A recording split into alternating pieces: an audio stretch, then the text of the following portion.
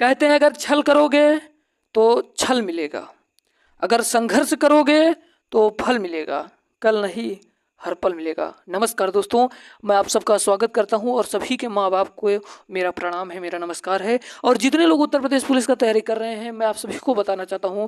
दोस्तों, आप लोगों ने थंबनेल देख कर आया है ना, तो मैं आपको बता दूं थंबनेल में मैंने इसलिए इमेज को डाला है क्योंकि मेरा उद्देश्य है ज़्यादातर लोगों तक पहुँचे, क्योंकि ये ऐसा कंटेंट है ना दोस्तों, देखने के बाद आपको बहुत ही मज़ा आ जाएगा और आपके अंदर आत्मविश्वास बढ़ जाएगा। क्योंकि बहुत सारे हमारे विद्यार्थी ऐसे हैं जिन्होंने अभी तक बहुत कम पढ़ा है, मैंने कि पढ़े ही नहीं है, ना के बराबर हैं, तो वो भी स्कोर कैसे करेंगे उनकी भी बात मैं करूँगा। और ये भी बात है जो थोड़ा बहुत भी पढ़े हैं उनको भी अटेम्प्ट पेपर को कैसे करेंगे जिससे उनका स्कोर बहुत बेहतरीन हो सके। तो चलिए दोस्तों, मैं आप सबका स्वागत करता हूं। आप सभी को मैं आज बताऊंगा कि तुक्का लगाने का बहुत बेहतरीन तरीका। तो तुक्का कैसे लगाया जाता है, क्यों लगाया जाता है, इसका मैं आपको बता दूं।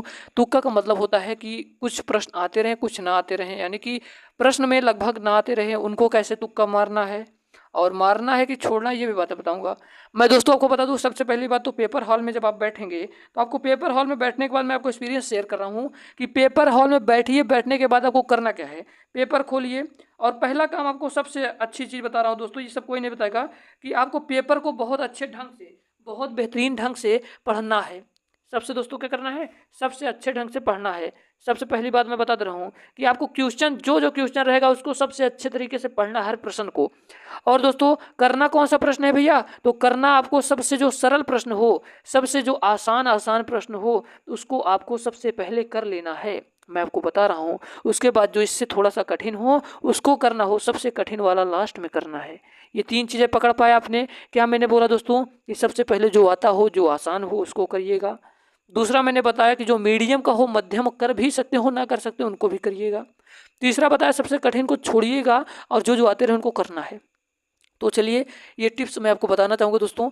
सबसे पहली बात तो आपको बताना चाहूँगा कि जीएस जी के जो पोर्शन है बहुत ही ज़्यादा दिमाग को हिलाने वाला है। और मैथमेटिक्स का भी जिन विद्यार्थियों को नहीं आता तो वो क्या करेंगे, कैसे करेंगे, मैं आप सबको बताना चाहूँगा। जीएस जीके का पोर्शन जो कि बहुत ही महत्वपूर्ण मायने रखेगा उत्तर प्रदेश पुलिस के एग्जाम में। देखिए दोस्तों, 3 से 4 क्वेश्चन बनाने के बाद का ऑप्शन सेम होता है। तो देखिए, 3 से 4 क्वेश्चन बनाने के बाद जो ऑप्शन होता है, क्या होता है, ऑप्शन जो होता है सेम होता है।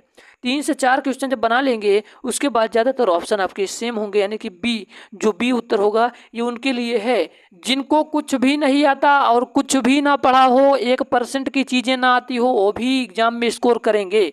देखिए दोस्तों, 3 से 4 क्वेश्चन बनाने का जो ऑप्शन है, पहली बात तो मैंने बताया जो प्रश्न आते हैं उसको कर लीजिए, और जिनको पूर्ण भरोसा हो अपने आधार पर ही चलिएगा। ये वीडियो उनके लिए नहीं है बाबू, क्योंकि आप आ रहा है फिर भी तुक्का लगा रही, ये गलत बात है। आपको आ रहा है आप करिए, परंतु जिनको कुछ भी नहीं आता है और अभी तक नहीं पढ़ा, चले आए हैं बम्बई, दिल्ली, कहीं से भी और चले गए पेपर देने, तो आपको करना क्या है, सुनिएगा।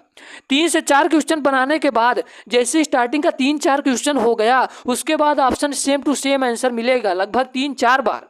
तो आपको बी में ज़्यादातर लगाना होगा दोस्तों, याद रखिएगा। और जिस ऑप्शन का आंसर सबसे बड़ा हो, जिस ऑप्शन का आंसर सबसे बड़ा हो, तो दोस्तों आप सभी को बताना चाहूँगा, तो जो क्वेश्चन आसान हो उसका आंसर ए नहीं होगा।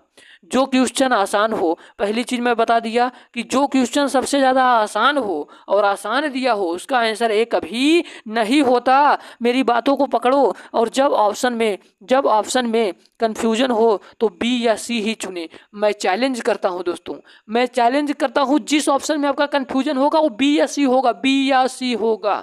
तो इसको कैसे कनेक्ट करना होगा, और मैं आप सभी से बताना चाहूँगा, बी सी में 80% मान लीजिए, 80% क्या मान लीजिए 70% दोस्तों, 70% आपका बी ही करेक्ट होगा, बी करेक्ट होगा 70%। क्यों बता रहा हूँ, क्योंकि इतना एग्जाम में इतने क्या कहते हैं दोस्तों, मैंने एग्जाम पेपर जो होता है ना, पेपर को देखिएगा तो आपको खुद ही समझ में आएगा। पेपर को एनालिसिस करना, थोड़ा सा पेपर को एनालिसिस करोगे तो आपको भी पैटर्न पता चलेगा, ठीक है। ऑफलाइन, इसमें से सभी इनमें से कोई नहीं आंसर होगा। ऑफलाइन भैया, ऑफलाइन जब ऑप्शन में कंफ्यूजन हो तो बी या सी चुनिए। और ऑफलाइन का मतलब जैसे ऑफलाइन पेपर होगा ना, तो इनमें से कोई नहीं आंसर होगा, इनमें से इनमें से सभी या इनमें से कोई नहीं आंसर होगा। देखिए भैया उसके बाद जिस ऑप्शन का ज़्यादा बार प्रयोग किए गए हों, जिस ऑप्शन का ज़्यादा बार प्रयोग किए गए हैं उसे यूज करने से बचें। जिस ऑप्शन का ज़्यादा बार प्रयोग किया गया हो उसे यूज करने से बचें। और जब सिर्फ 2 ऑप्शन या पर कन्फ्यूजन हो तो उस पर तुक्का लगाओ। 50-50 दोस्तों, यानी कि वो 50-50 जब सिर्फ 2 ऑप्शन पर जब सिर्फ 2 ऑप्शन, जैसे मान लीजिए आपको 4 ऑप्शन दिया गया है तो 2 ऑप्शन तो आपने पकड़ लिया कि हाँ ये नहीं होगा, बचे 2 ऑप्शन तो आपको किसी पर भी टिक को लगा देना है। ठीक है, इन चीज़ों को समझिएगा। और दोस्तों जिन्हें कुछ नहीं आता है वो लगातार क्या करेंगे भैया, 10-8 10 पर किसी एक ऑप्शन को चुने। दोस्तों क्या होगा, जिनको कुछ भी नहीं आता, जिनको कुछ भी नहीं आता, जिनको कुछ भी नहीं आता,